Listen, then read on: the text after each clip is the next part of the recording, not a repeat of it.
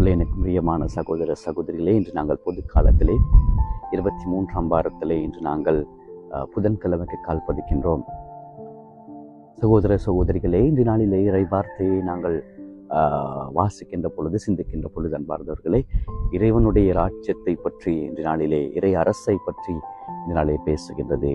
இது இறை அரசுக்காக கஷ்டப்படுகின்ற, துன்பப்படுகின்ற அவருடைய வாழ்க்கை ஒரு நாள் சந்தோஷமாக இருக்கும், ஒரு நாள் அந்த மகிழ்ச்சி அவருடைய வாழ்க்கை கிடைக்கும் என்பதனை இந்த நாளிலே இன்று வாசிக்கப்பட்ட வார்த்தைகள் நூடாகவும் இறைவன் எங்களுக்கு அந்த மறை உண்மையை இன்று நாளிலே எங்களுக்கு தருகின்றார்.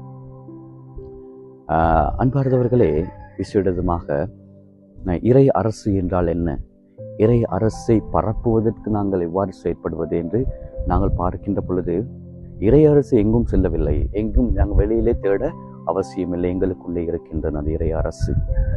இறைவனுடைய வார்த்தை, நாங்கள் அந்த இறைவனுடைய வார்த்தையை எங்களுடைய வாழ்க்கையில ஏற்று வாழ்கின்ற பொழுது, அந்த வார்த்தைக்காக நாங்கள் கஷ்டப்படுகின்ற பொழுது, அந்த வார்த்தையினூடாக வாழ்வதற்கு நாங்கள் முயற்சி செய்கின்ற பொழுதுதான் அந்த இறை அரசு எங்களுக்குள்ளே இருக்கின்றது என்று நாங்கள் புரிந்து கொள்ள வேண்டும். இறைவனுக்காக நாங்கள் வாழுகின்ற பொழுது, இறைவனுடைய வார்த்தைக்காக நாங்கள் வாழுகின்ற பொழுது, இறைவனுடைய வார்த்தையை மற்றவர்களுக்கு போதிக்கின்ற பொழுது, அதனூடாக வருகின்ற துன்பங்கள், துயரங்களை நாங்கள் தாங்கிக் கொள்ள வேண்டும். அப்படி நாங்கள் தாங்கிக் கொண்டு இறை அரசை பரப்புவதற்கு முயற்சி செய்கின்ற பொழுது, எங்களுக்கு வருகின்ற துன்பங்கள், துயரங்கள், மற்றவர்களிடமிருந்து வருகின்ற சவால்கள், இன்னல்கள், இவற்றுக்காக நாங்கள் கஷ்டப்படுகின்றோம்.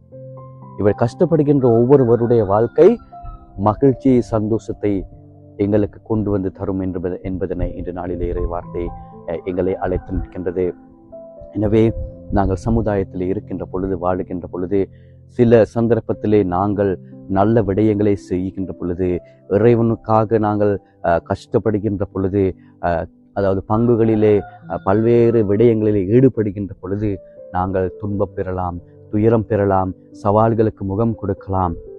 ஆனால் அந்த முகம் கொடுக்கின்ற ஒவ்வொரும் வீணாய் போய்விடாது. மாறாக இறைவன் அதற்கு பதில் கொடுப்பார். இறைவன் எங்களை ஆசீர்வதிப்பார். அவ்வாறு வார்த்தைகளை சொல்லுகின்ற, அவ்வாறு எங்களை ஏளனப்படுத்துகின்ற, எங்களுக்கு விரோதமாக சொல்லுகின்ற, கதைக்கின்ற ஒவ்வொருடைய வாழ்க்கை இப்பொழுது சந்தோஷமாக இருந்தாலும் அவர்கள் எதிர்காலத்திலே கஷ்டங்களை நேரிடும் என்பதனை அவர்கள் மறந்துவிட்டு வாழ்கின்றார்கள். எனவே நாங்கள் இறைவனுக்காக கஷ்டப்படுவோம், துன்பப்படுவோம். நாங்கள் வருகின்ற துன்பங்கள், துயரங்கள் வீணாய் போய்விடாது. மாறாக இறைவன் அதற்கு சாட்சி கொடுப்பார், அதற்கு பதில் கொடுப்பார்.